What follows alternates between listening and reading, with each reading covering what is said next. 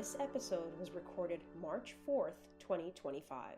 As of this episode air date in May 2025, Dr. Diana Bianchi is no longer the director of the NICHD.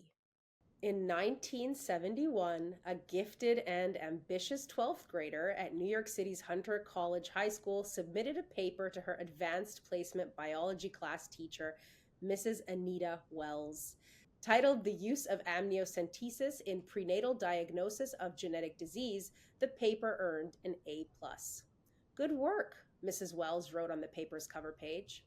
The student, whose paper represented her growing fascination with the study of chromosomes, known as cytogenetics, was encouraged. And she persisted. That was 54 years ago. Today, that tenacious, curious, and dedicated student is one of the world's leading physician scientists, using genetic and genomic approaches to study prenatal diagnosis of genetic disease in babies. As a physician, she's helped the most vulnerable premature babies in the NICU. As a scientist, she's paved the way for the creation of non-invasive prenatal testing, discovered a mother-baby cell transfer phenomenon called microchimerism, and conducted groundbreaking research into the links between abnormal NIPT results and maternal cancer. And as a physician scientist, for the last 8 years, she has steered one of the biggest scientific research ships in the world, the Eunice Kennedy Shriver National Institute of Child Health and Human Development, known as NICHD, one of 27 institutes and centers at the National Institutes of Health. She is none other than Dr. Diana Bianchi, the director of the NICHD and a former March of Dimes Basil O'Connor Starter Scholar Research Award winner. She's also a 2017 recipient of the March of Dimes Colonel Harlan D. Sanders Award for Lifetime Achievement in Genetics. Late last year, Dr. Bianchi and colleagues published a paper about her ongoing Identify study, which aims to learn more about the relationship between abnormal NIPT test results and maternal cancer. The findings were significant, and Dr. Bianchi is here with me today to explain why. This episode is about Dr. Diana Bianchi, NIPT, and maternal cancer. Stay with us.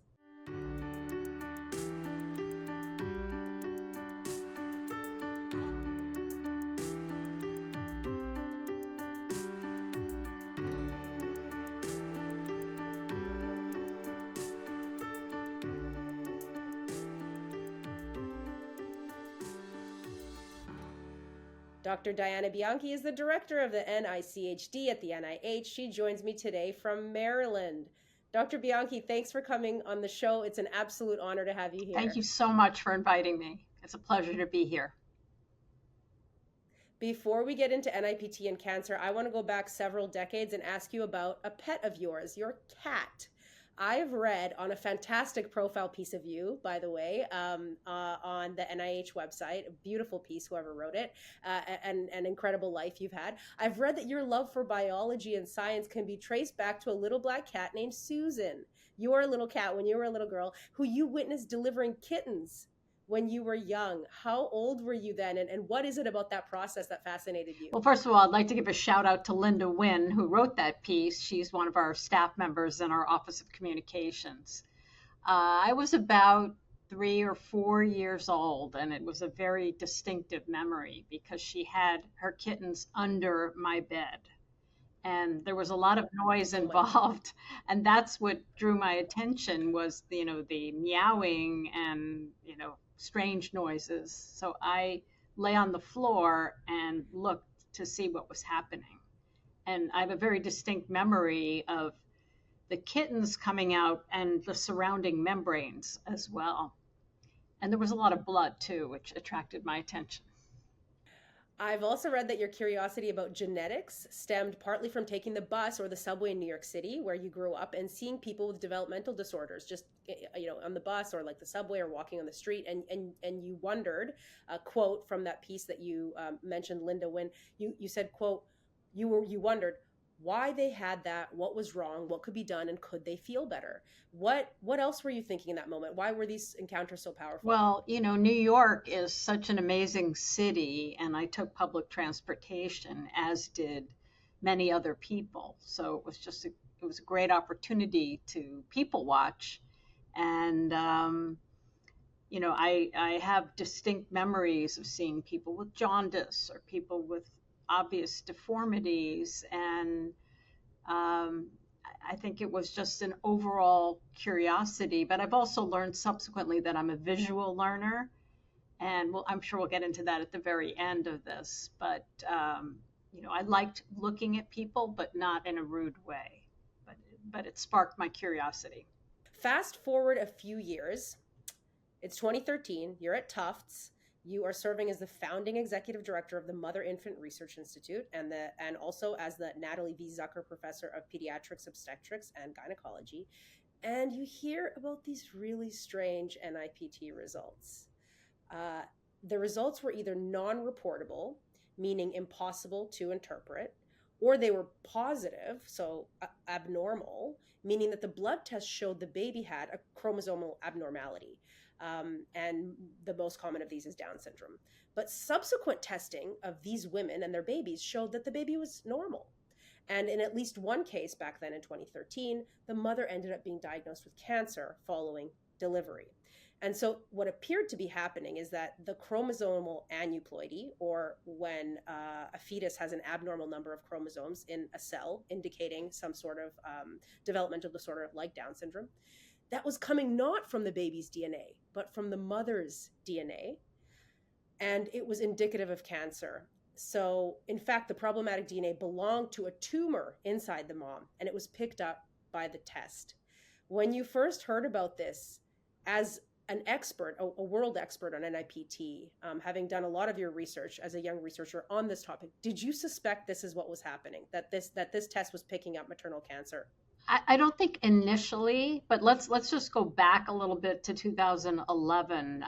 First of Mm, all, this test came on the scene fairly rapidly in parallel with the development of sequencing technologies. And initially, those technologies were extremely expensive, and an individual laboratory couldn't afford to buy one. But then, over the period between, say, 2008 and 2011, the technology became affordable. We started doing clinical studies to see how does this test perform as a screen for Down syndrome and other major chromosome abnormalities. And that's because obstetrical societies and practice recommendations recommend offering screening for major chromosome abnormalities to pregnant people, to pregnant women. And the problem was the existing tests only had a positive predictive value of 5%, meaning a combination of measuring biochemical analytes and doing an ultrasound measurement of the back of the fetal neck only detected 5% of the cases of Down syndrome. There were 95% of the cases that had a positive result were actually false positives. So there was a great need to do a better job at screening. And for many years, there was great interest in isolating fetal cells and cell-free fetal DNA in the mother's blood. But as I said, between 2008 2011, the technology experienced rapid development and affordability, and there was a lot of industry interest in creating a test. So much so that by 2011, the non-invasive prenatal testing was available in doctors' offices in the United States and in China. And then subsequently, it became more available around the world. But it was really paradigm shifting. And it threatened the existing testing technologies. And so people were not ready to believe that it actually worked. And by 2013, there were already articles in the literature about all of these so-called false positive cases. The results said trisomy 13. Well, this baby didn't have trisomy 13. And so there were a lot of those kinds of reports in the literature. So when the paper that you mentioned came out that showed that cancer could be a cause of a positive result with a normal baby, that was a good explanation. We weren't thinking about a tumor. shedding DNA into a young, healthy, pregnant woman's blood. But once that first clinical observation was made, it suddenly kind of opened up the possibilities that there's nothing wrong with the test. The test is detecting something. It may not be detecting the baby's status. Kind of started thinking about a trial around that time, but it wasn't until 2019 when you were already at the NIH that you and a colleague, an NIH colleague, a cancer expert, doctor, launched the Identify study. That study is still ongoing. It's still enrolling women who had false positive or non-reportable NIPT results to find out why they got these results and how common cancer is in this cohort. In other words, how reliable is the test in being a cancer screen? Tell me about it. Can I ask you about the non-reportable result? What does that mean exactly? What is the difference between a non-reportable and an abnormal? Okay, that's a great question. So, first of all, another thing that's unusual about this particular testing is it's mainly done in commercial laboratories. So, previously, most genetic testing was done in academic laboratories, but these are all done in commercial laboratories that to some extent compete with each other and all have their own ways of analyzing and reporting the DNA results. So non-reportable generally means that for whatever reason, the results do not conform to their algorithm. Like they have a certain way of analyzing the results, and these results are outside their parameters. There are known reasons for test failures. And I think that one thing that has happened in the last few years is we're trying to get more precise with our definitions. So when we say non-reportable, and these are the people that we included in the Identify study, these are people that there actually was DNA in the circulation and it was analyzed, but it can't be interpreted. Whereas probably the most common reason for a test failure is there's not enough DNA in the blood to be able to analyze. And what are the sources of the DNA in that blood? Well, most of it's coming from the mother's whole blood cells that then break down. And then about 10% on average comes from the placenta or the afterbirth.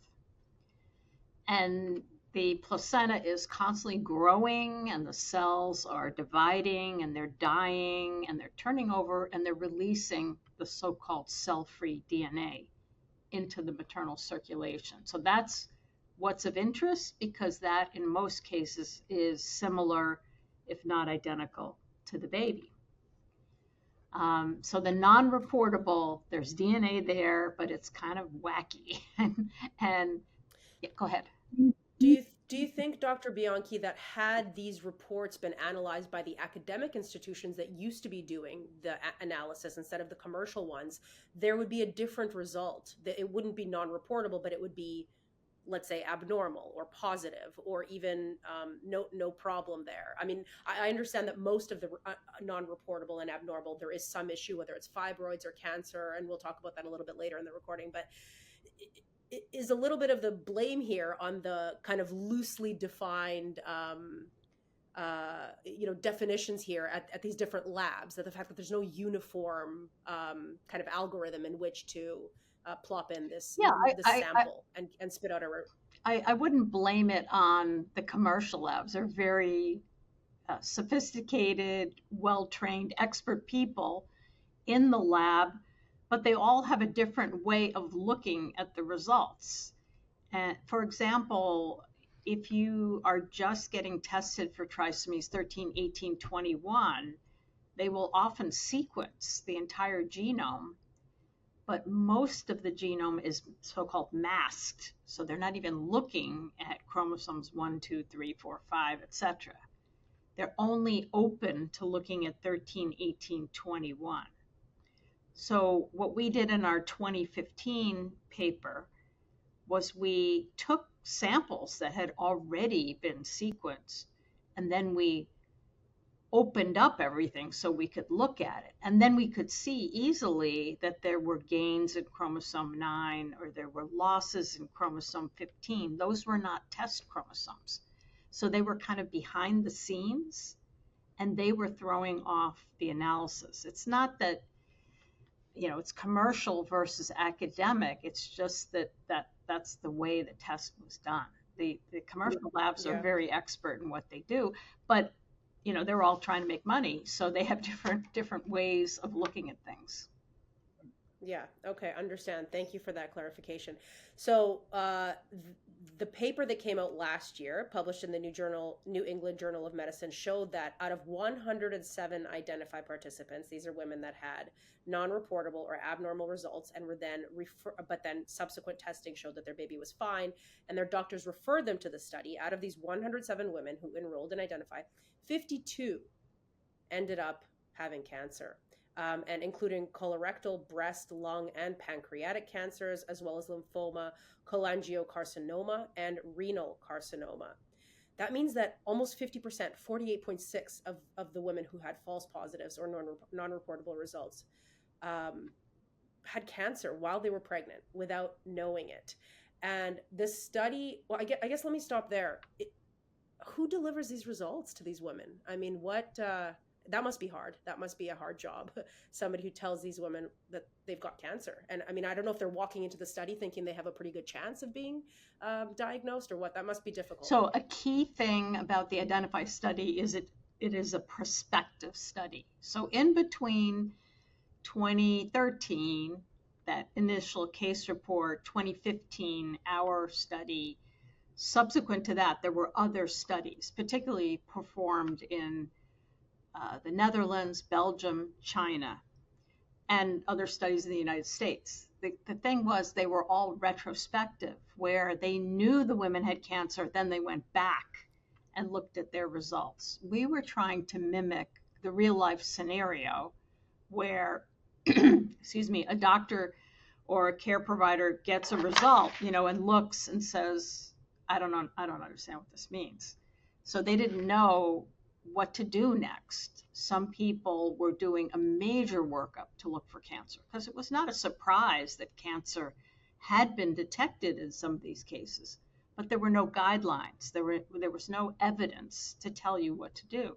So people were either overworking up these women or saying, oh, you're young, you're healthy, you don't look like you have cancer, you can't have cancer, so nothing was done.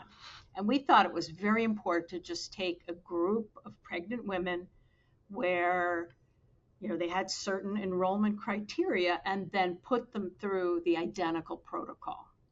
So prospectively, how many of them had cancer? So that's the surprise about these results. I've met some of these women. Most of these women were initially worked up and spoken with the first author of the paper, Amy Turriff, who's a genetic counselor. And the majority of the women look absolutely healthy. I mean, you would never know, and they're not in any distress. So you asked who tells them they might have cancer? Well, so the protocol is they come in, they spend about a day to a day and a half at the NIH. They're getting their histories taken. They're getting complete physical examination. They have a whole body MRI, which freaks some people out. And they have blood tests. So they're getting another sequencing test looking at the cell-free DNA because it was very important for us to compare apples to apples because people coming into the study had their original blood test in one of 12 laboratories, all doing things differently. So we wanted to have everybody's blood work done the same way.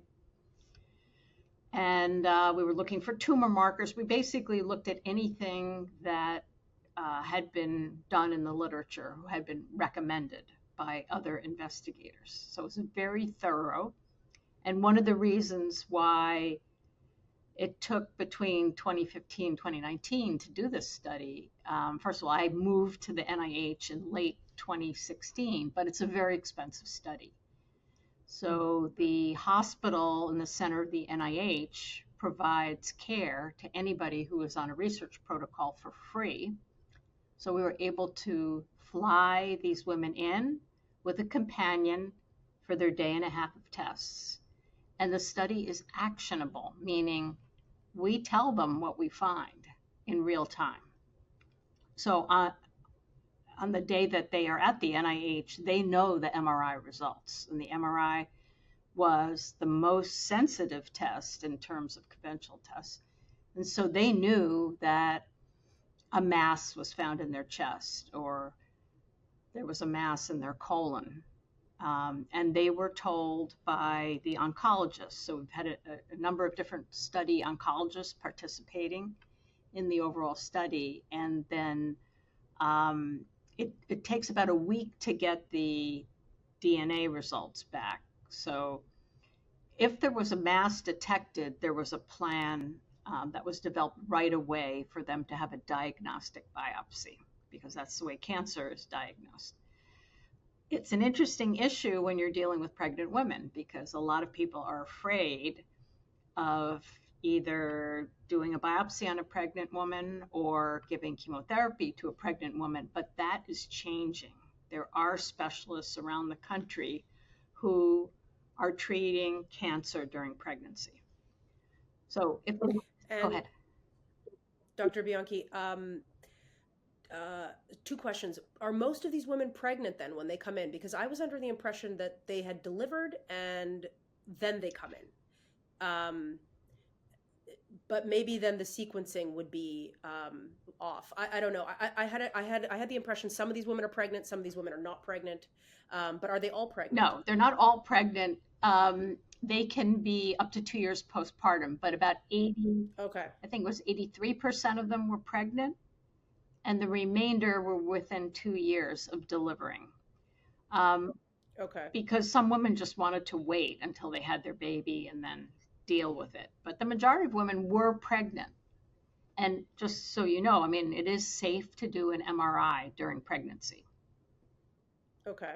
And you were also saying that it is either becoming safe or is safe to give treatment in pregnancy as well. Yeah, there are people who specialize in treating cancer during pregnancy, and there is an evolving knowledge base. I recently attended a conference at the Banbury Center where it was only specialists who treat women with cancer during pregnancy. And there are many different approaches, but they obviously are looking for something safe. You wouldn't treat someone in the first trimester, but one of our participants started her chemotherapy in the mid-second trimester. And a question about the severity of these cancers or the stage in which they were, were these mostly kind of, and I don't dare use the word mild when it comes to cancer, but how serious was this kind of continuum of diagnoses for these, was it 57 women? 52 women that were diagnosed. Was it very serious? They had to go into, and I guess it's a follow-up question, if it's not so serious, can you wait? Is it advisable to wait after you deliver? And if it's very serious, you should start in the second or third trimester. So there was a variety of different tumor types. There were some that were very aggressive. One woman had an adrenocortical carcinoma, which is pretty uniformly fatal. We wish that we had known about her earlier, because there are ways that you can treat that if you know about it early.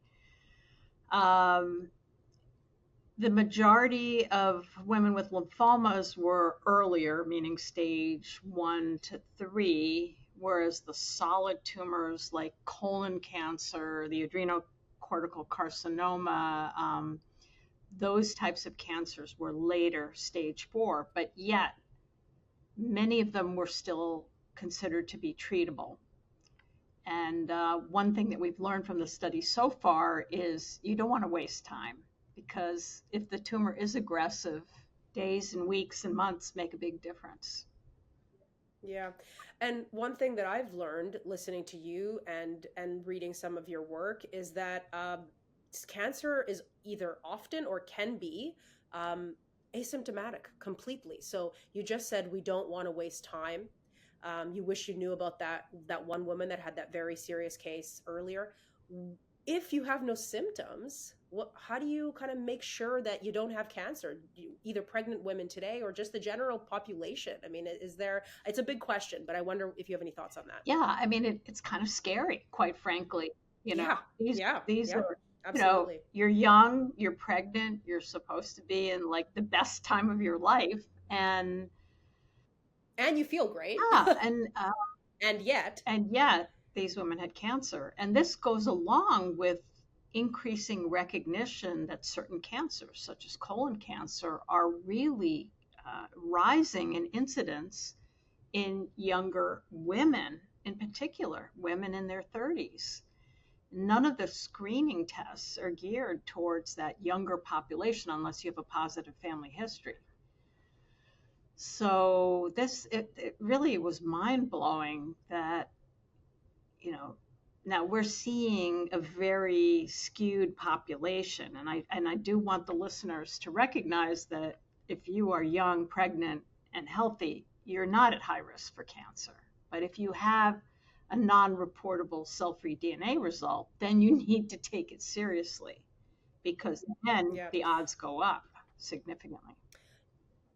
You mentioned the really comprehensive kind of medical history questionnaire that the participants underwent at NIH.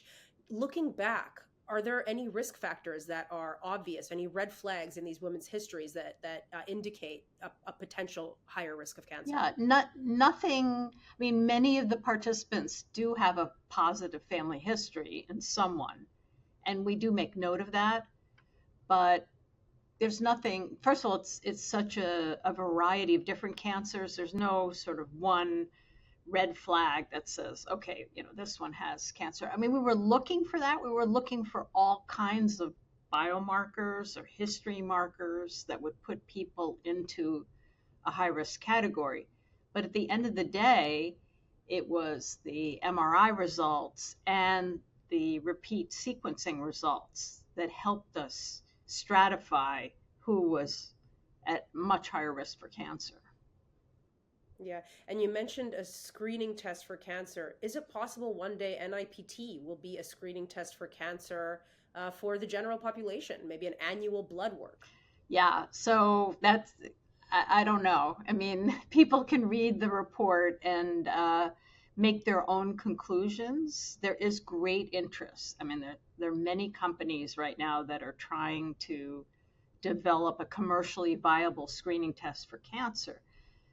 They are mainly geared to people over 40 or certainly over 50, and they are using a completely different technique, using methylated DNA to perhaps determine the tissue of origin if there is a cancer. But I mean, we looked at our results. Now, when we see women who have the pattern that we've associated with being highly suspicious for cancer, I mean, we think we're pretty good at determining. And it does work in the postpartum people too, who are no longer pregnant. So you don't have to be pregnant to do the technology. So Yeah. so there's potential there, but that wasn't the goal of the study. The goal of the study was really to help providers know what to do after a non-reportable result is issued. And also, we believe that at least one of the companies has changed their reporting language now to reflect the fact that this pattern is more suspicious of cancer and should be worked up, which we're very happy with that, the results are being taken seriously. Yeah, absolutely. And you mentioned this pattern a few times now. So let's talk about the pattern. Your study found that of the 52 who had cancer, 49 had a particular cell-free DNA sequencing pattern in their blood work. And this pattern showed both copy number gains and losses across multiple chromosomes. Women with patterns showing only gains or losses, but not both, had non-cancerous conditions like fibroids.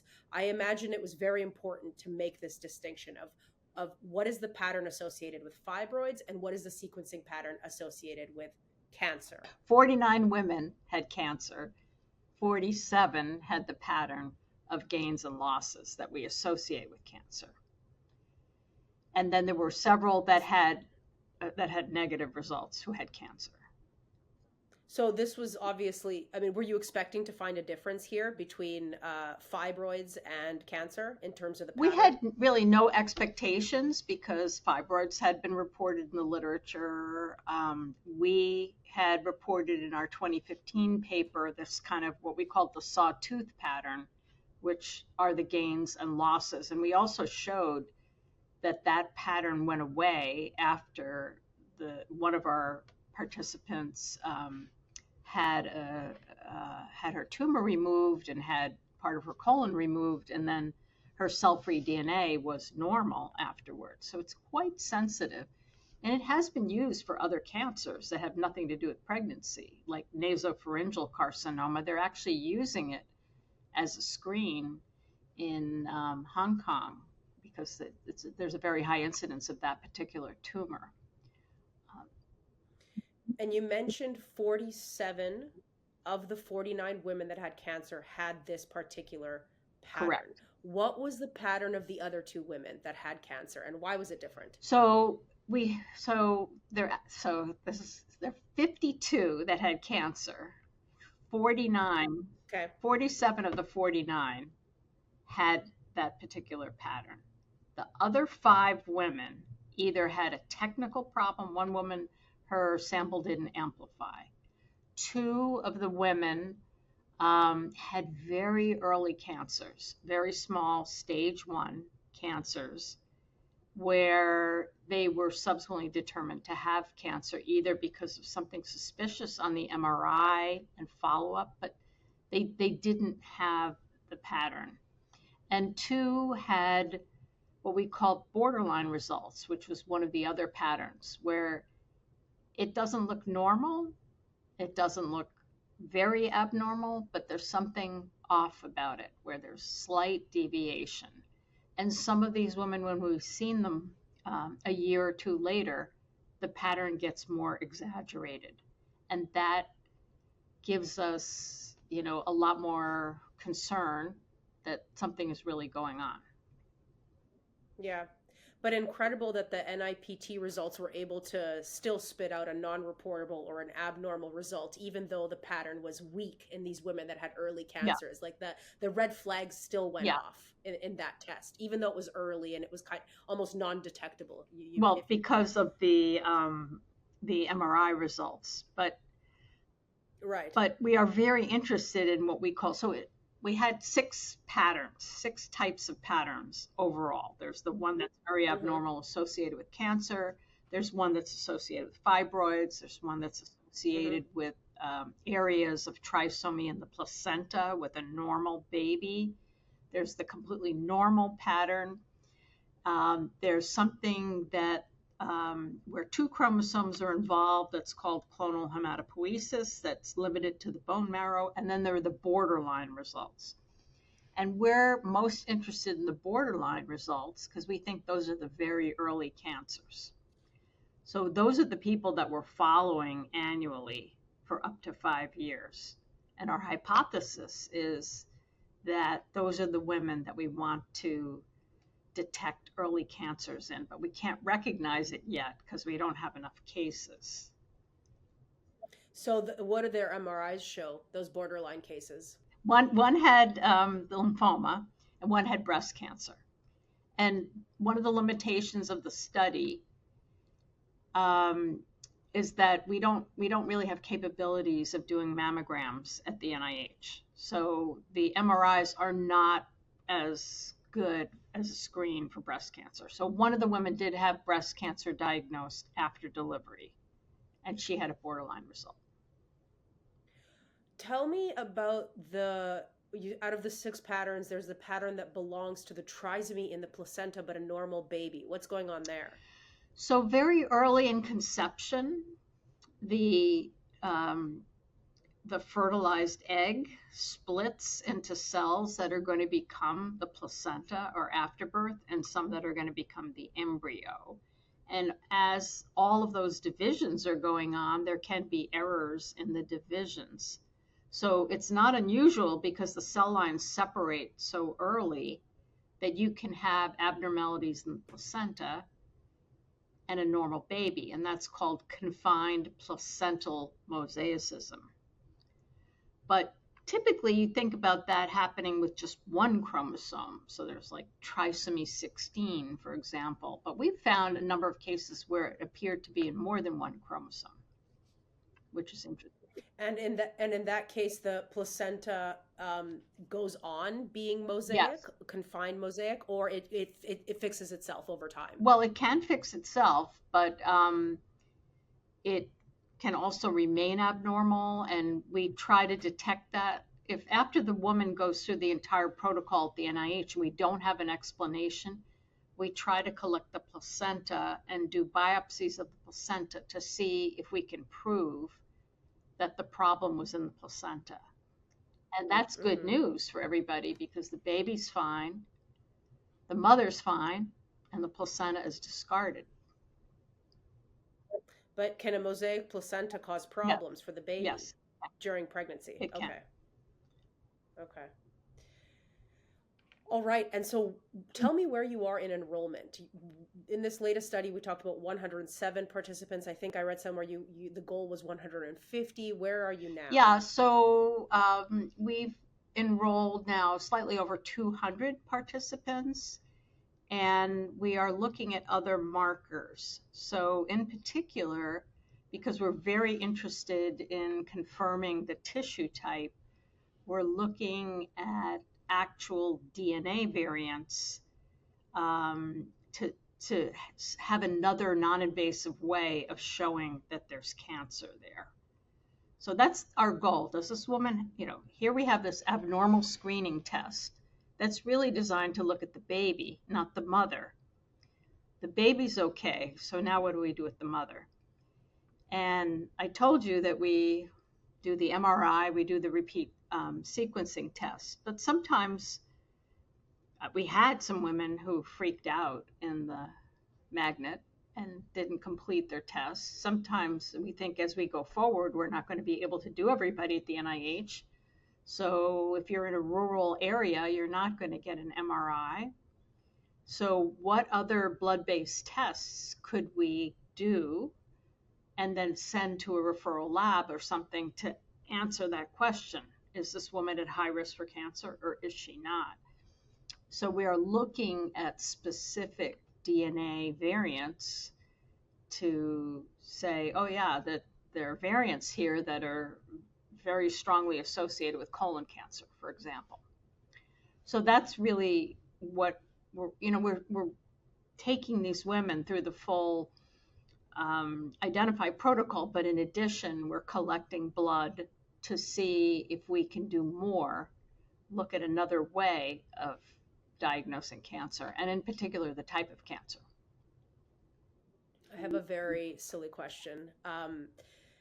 Variants are mutations, right? Correct. I call them Can variants can, now. can yeah, so can a variant can I or you or someone else in the general population develop a variant, or are we born with You are variants? born with your DNA. I mean, you could Yes. conceivably But develop a variant as a result of exposure to something, but it would only be in a very small part of your body. When we're talking about variants, I mean, we're talking about your blood cells, and you are generally born with the DNA that you're going to have the rest of your life. so these women that were diagnosed with cancer essentially were always going to get cancer. The day that they were No. born, it was So in their good, bodies. good question. So here's the important clarification. You can be The born expression? with your um, what we call the constitutional DNA. So there are some women who do have a genetic form of cancer where it is present in their whole body.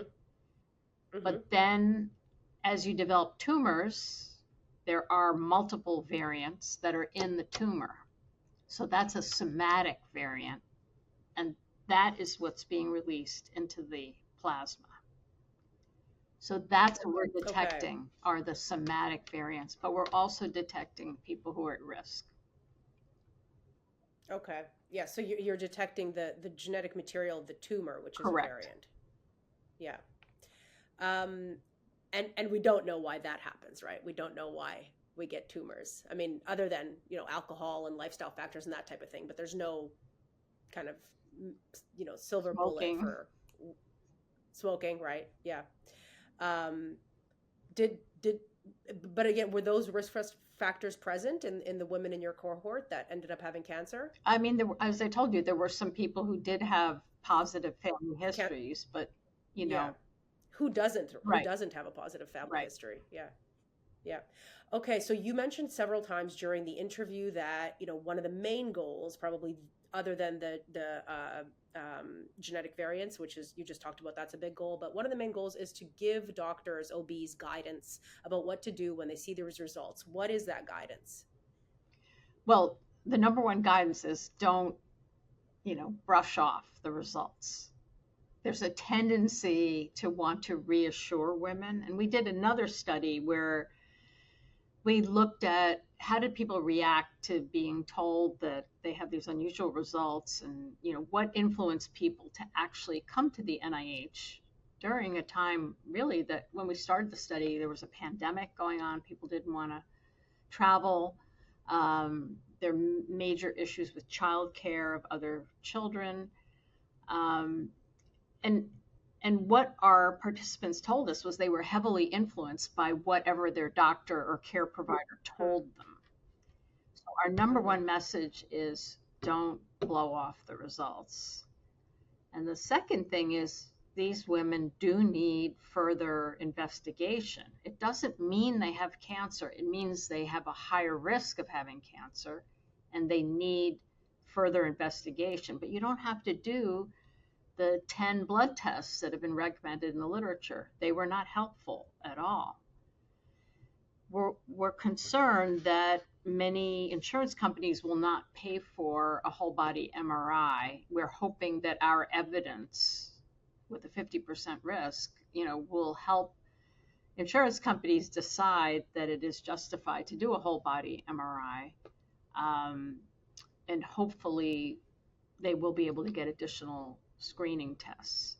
So that, it's really the whole body, it's the imaging that then will lead to a diagnostic study, which should be paid for by insurance, and then a treatment plan can be established.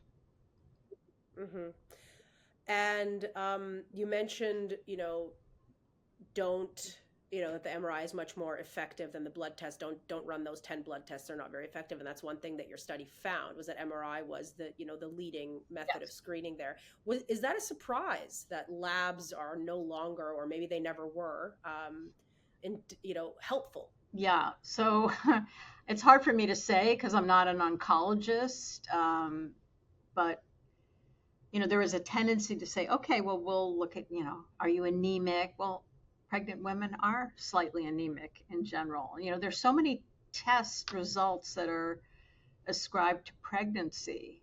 And in our paper, we had a supplemental table, which I think is just fascinating, which actually goes over the symptoms that some of the women did have, and their follow-up tests were normal, so nothing was done. Or we had one woman who had a 45-pound weight loss during pregnancy, and nobody nobody followed up on that.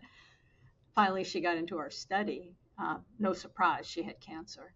Um, but you know, it, there's so little time that providers have. They've got to image the baby. They've got to take blood pressure, which is extremely important. They have so many things that they have to do and communicate. They're really not thinking about cancer.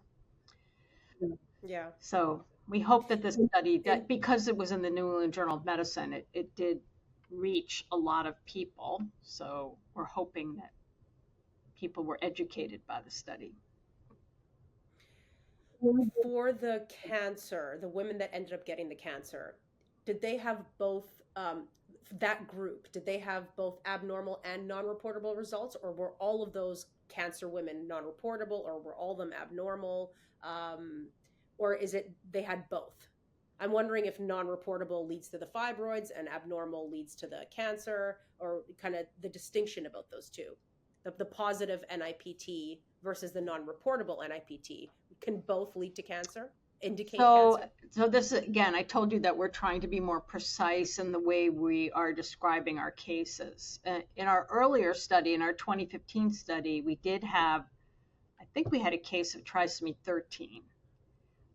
But the earlier study, there were multiple trisomies called on the result before we knew that it was, gains and losses, and it could be parts of chromosomes too. Um, so we're focusing on the non-reportables, which we have now more precisely defined. We're not interested in the ones who have a low fetal fraction, for example. I started to say it, I don't think I finished it, where the number one cause of a false negative result is that the fraction of DNA coming from the placenta is low. And this is a problem in women who are overweight because they have a greater volume of plasma.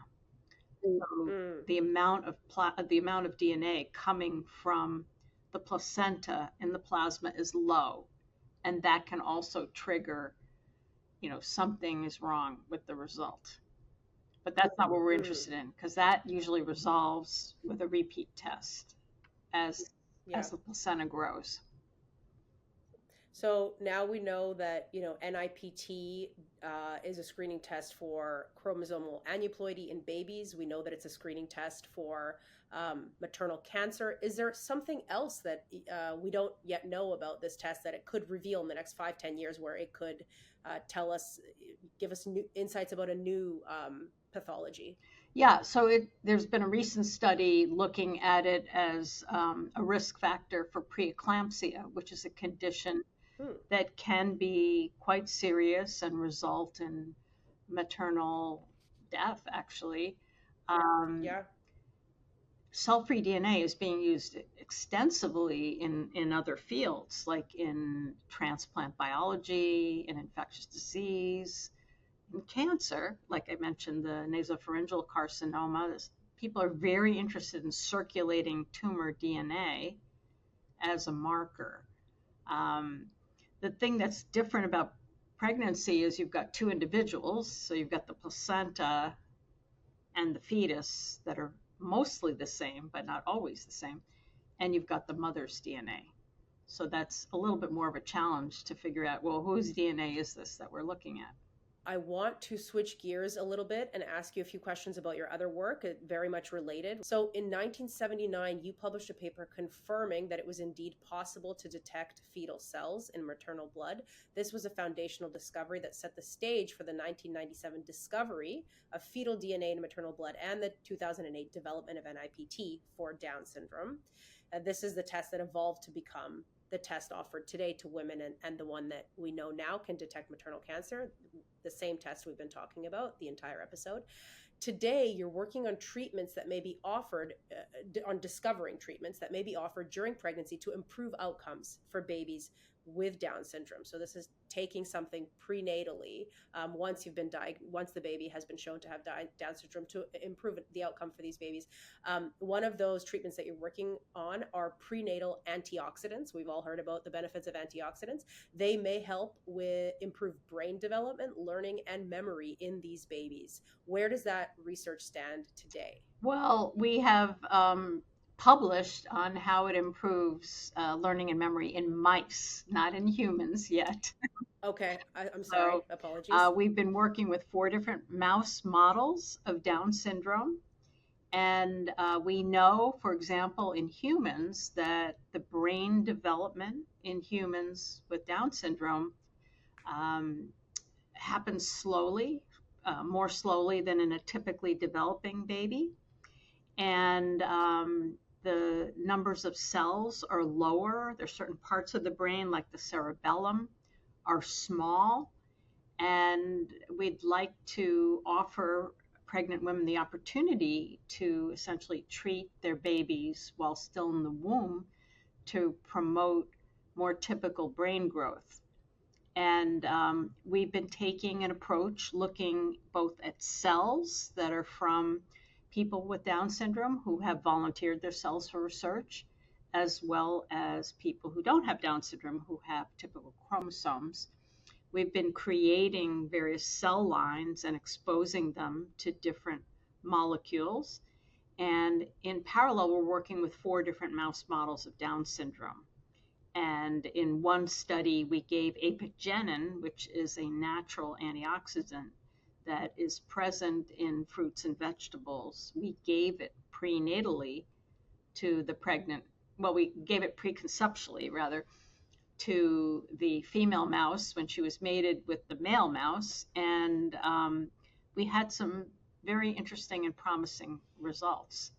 Subsequently, we found a better mouse model, so we are continuing the experiments, and we've also found a better candidate molecule.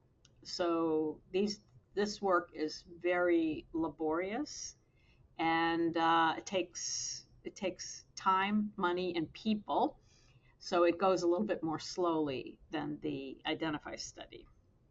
But we're hopeful. There's actually a lot more emphasis now, and this is of great interest to the March of Dimes, that a number of genetic conditions can be treated in the womb, or at least we are attempting to treat them in the womb.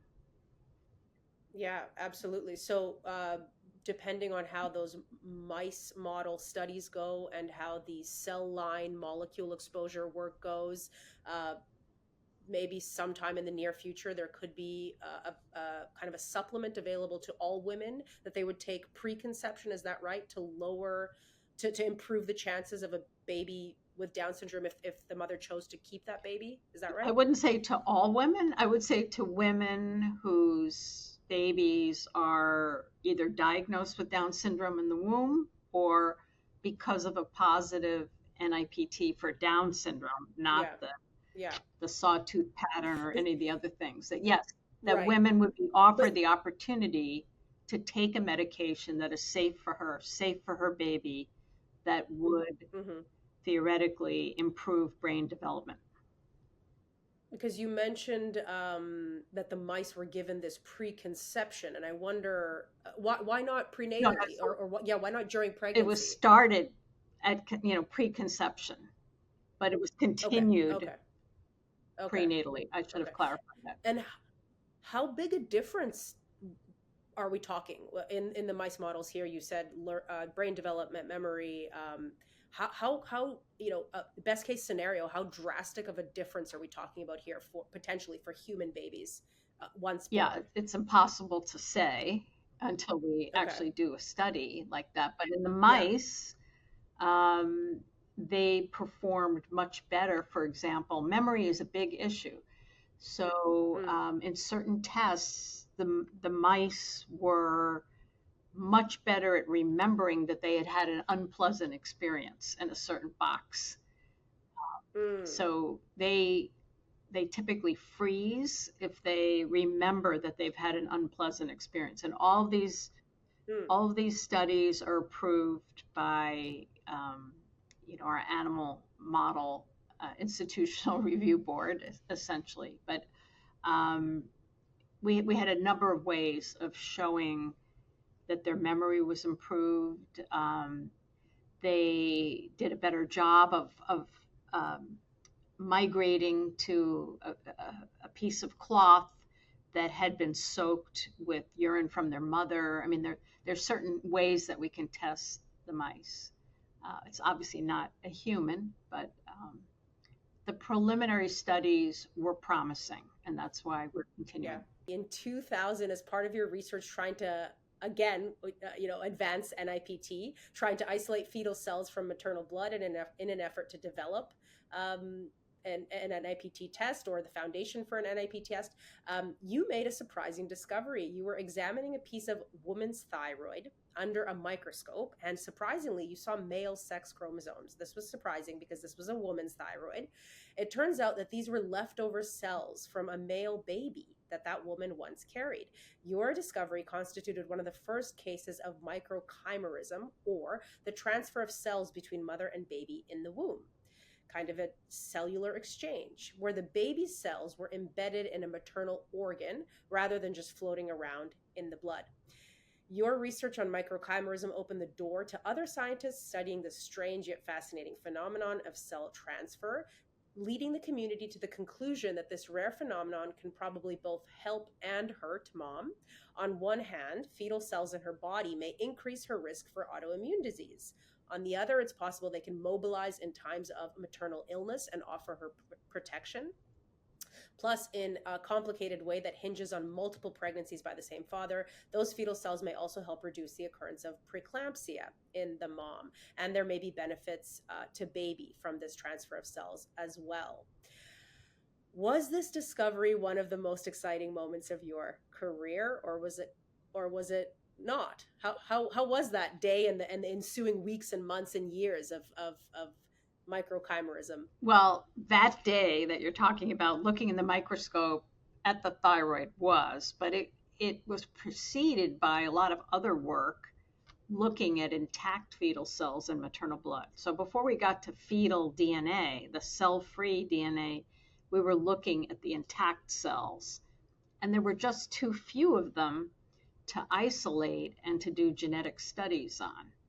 Well, it turns out they were few because they were going into the maternal organs, but we didn't know that at the time. But when we finally got to the point of studying biopsies, for example, and when we saw the woman whose thyroid was partly male and partly female, it was pretty astonishing and really led us to the appreciation that the fetal cells can divide and potentially repair maternal organs.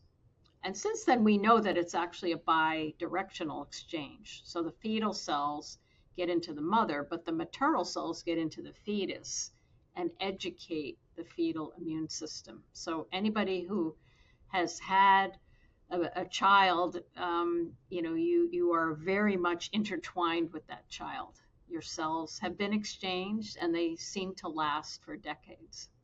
It seems to me like these are good, this is a good thing, microchimerism. Are these good players that go into the mother and good players that go into the fetus, or can they also wreak some havoc? And do they wreak more havoc, or are they more, are they the good guys or the bad guys? I'm trying to figure it out. Do we just not know? Yeah, I don't think we know for sure.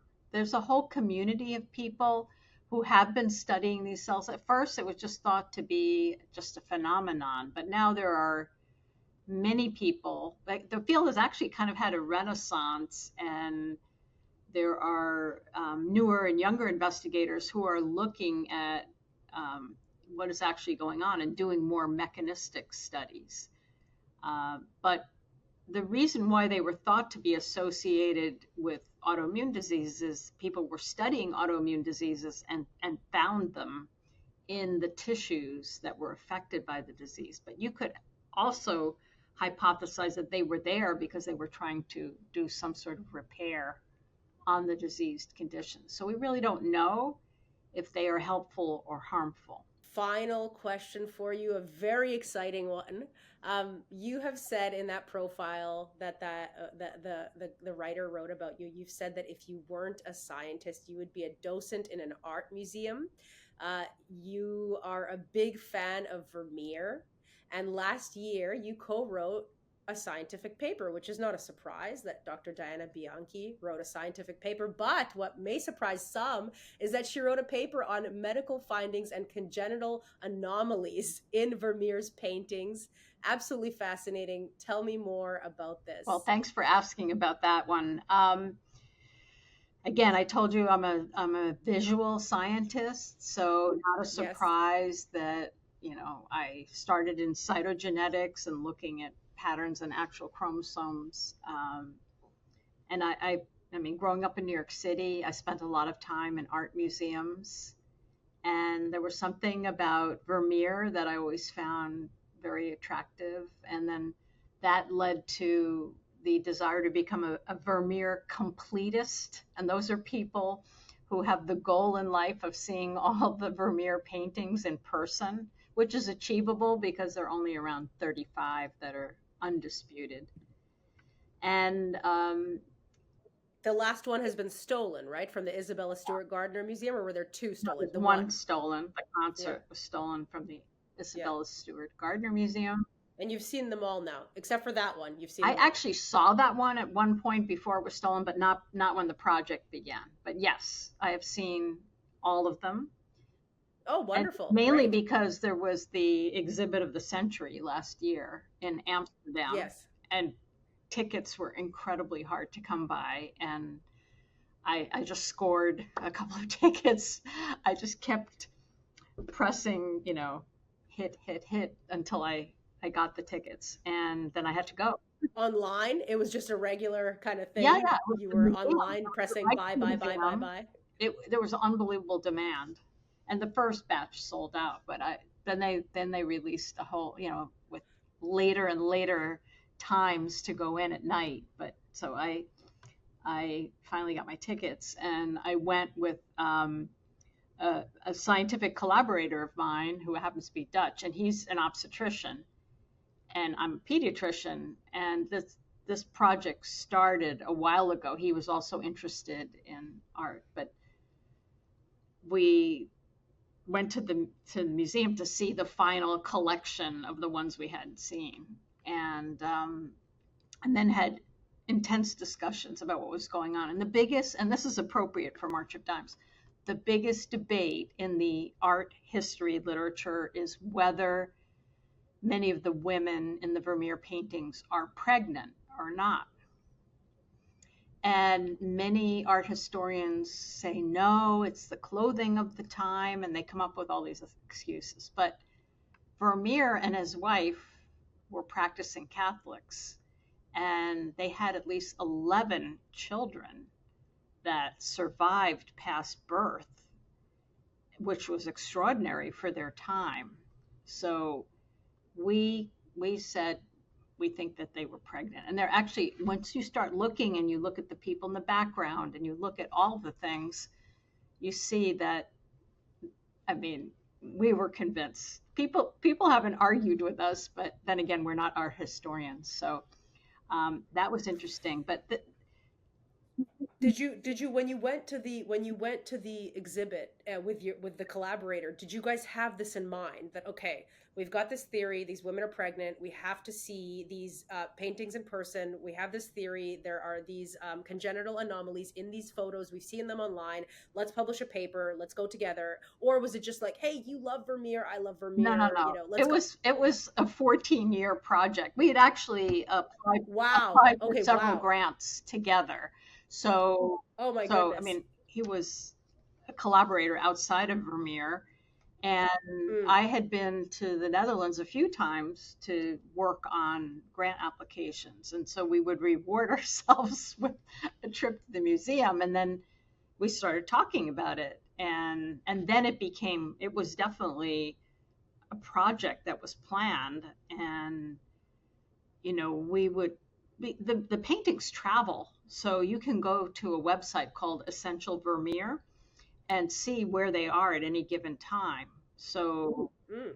it was possible for me to see many of them, and sometimes I took a separate trip. Like if I was giving a talk in Germany, I took a separate trip to Braunschweig to see one that is not a famous one, but was on the list. So, and that one had a woman with ectrodactyly, which is like Spock fingers, like that.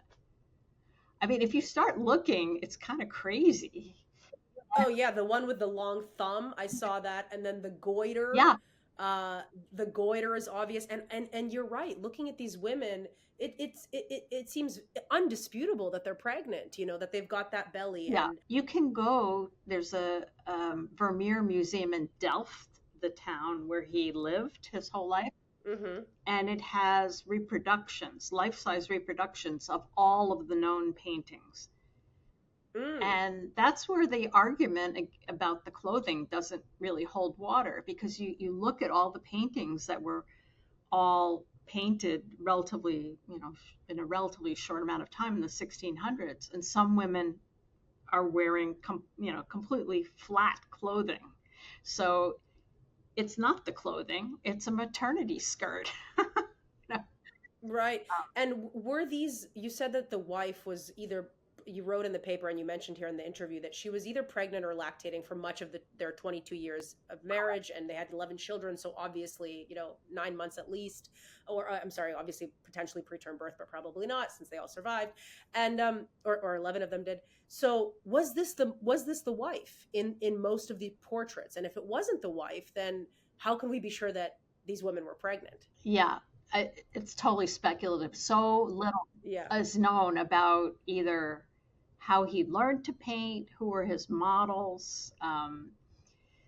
Nobody knows. He didn't keep Yeah. records, and to this day there are debates over which are the real Vermeers. I was at the National Gallery here in Washington D.C. a couple of months ago, and they used to have four Vermeers all on a wall, and now one has been taken down, and that's the one that they think is not a true Vermeer, but it was in the exhibit in Amsterdam. The Dutch think it is a true Vermeer. So even Wow. today, nearly 400 years later, there's intense debate about what's the real Vermeer. And, Was this a was this one of the most satisfying projects of oh, your it was career? fun. This Everybody paper. needs to do some fun projects. Well, Dr. Bianchi, I'm glad that you had fun, and I'm glad that you continued your passion about chromosomes and genetics, and that encouragement that you got in grade 12 from Mrs. Wells. Thank By the God for way, her, because funny go story ahead. about Mrs. Wells. She was pregnant, but she she didn't tell anybody. And I forget how it came up, but I think I might have asked her if she was pregnant. She looked pregnant even then. Now I'm just thinking about this. She looked pregnant, and she said to me, anytime you gain weight around here, people think you're pregnant. And so I was mortified as a student that I had accused my teacher of being pregnant. It was an all female school. And then I subsequently found out that she really was pregnant, and she delivered over the summer and came back and told us that she'd had a son. But that kind Oh, of ties it all wonderful. together. I guess I noticed that my teacher was pregnant, and now I think that the Vermeer models are pregnant too. Exactly. So that means that you must be right. And I know that you're right about a lot of things, Not Dr. everything. Bianchi. Thank you for your work.